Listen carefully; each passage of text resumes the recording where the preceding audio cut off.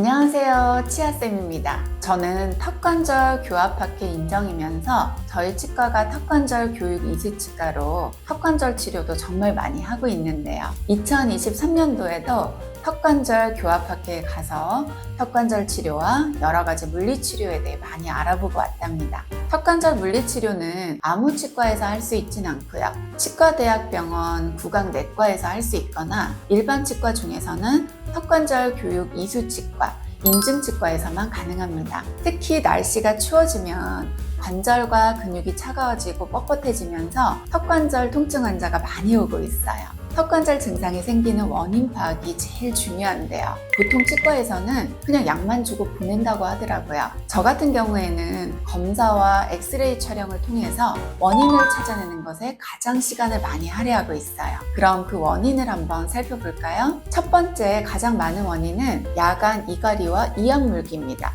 야간 이갈이와 이악물기가 있는 경우에는 10대에 턱이 아플 수도 있고 또 40대 이상이 되면 무조건 아파지는 것 같아요. 심할 경우에 턱관절도 상하고 치아 마모도 생길 수 있어서 이갈이 보호 스플린트가 필요하고요.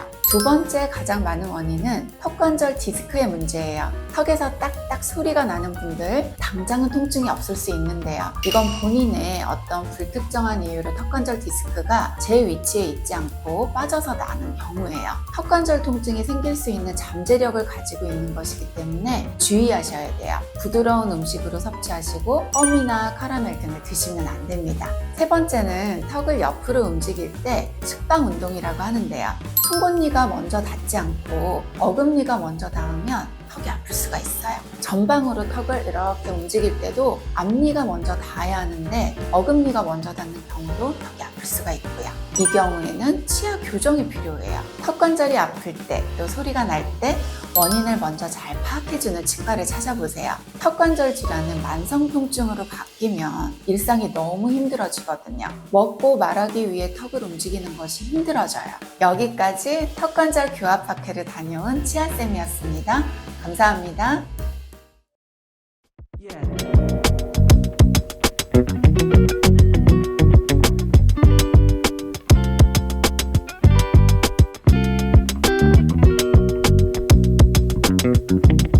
안녕하세요, 치아쌤입니다. 오늘 제43회 대한치과 턱관절 교합학회 참석을 했는데요. 오늘 턱관절에 관련된 책, 기자재, 그리고 통증과 치료에 대한 강의들을 많이 보고 갈 예정입니다. 근데 제가 학회장을 왔는데 마침 소아치과 전문의 원장님을 만났습니다. 푸른 꿈나무치과 홍한영 원장님을 소개합니다.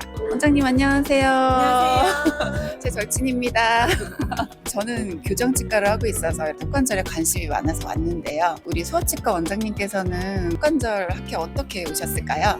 요즘 청소년들도 턱관절 장애가 많이 있습니다. 학업 스트레스, 연애 스트레스, 또 부모님과의 사춘기 갈등으로 많은 턱관절 장애를 호소하고 있어요. 뭐든지 예방이 중요하듯이 맞아요. 우리 치아쌤께서 항상 말씀하시죠. 예방.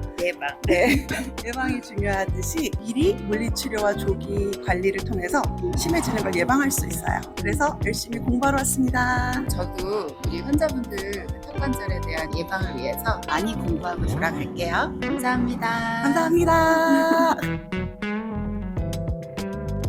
오늘은 제가 턱관절 치료에 대한 3가지 치료에 대해서 알려드릴 텐데요. 첫 번째, 약물 치료입니다. 약물 치료는 기본적으로 염증이 있는 턱관절에 염증을 확 가라앉혀주는 역할을 해요. 그리고 두 번째 치료는 물리치료입니다. 물리치료는 초음파 치료, 소프트 레이저 치료, 그리고 적외선 치료, 그리고 또 여러 가지 치료가 있습니다. 세 번째는 스플린트 치료입니다. 스플린트는 야간에 잘 때 착용을 하는 것으로 만성적인 턱관절에 염증이 있는 경우에 사용하기 좋습니다. 특히 이갈이가 있는 경우, 이악물기가 있는 경우에 사용하기 좋습니다. 턱관절의 3가지 치료, 여러분 기억해 주세요.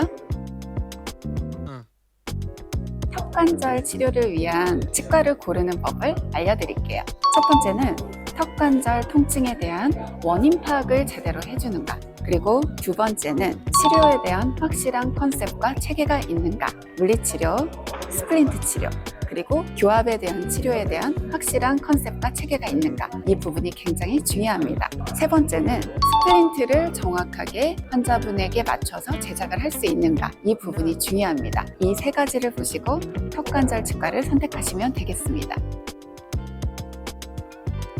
턱관절을 보호하기 위한 세 가지 방법을 알려드릴게요. 첫째, 단단한 음식은 절대 안 돼요. 얼음 절대 씹으시면 안 됩니다. 두 번째, 입을 크게 벌리시면 안 돼요. 입을 크게 벌리면 턱에 무리가 가서 통증이 올 수 있어요. 세 번째는 껌을 많이 씹으시면 안 돼요. 껌은 턱에도 좋지 않고 치아에도 좋지 않습니다. 생활 속에서 턱을 보호하는 세 가지 습관 한번 지켜보세요.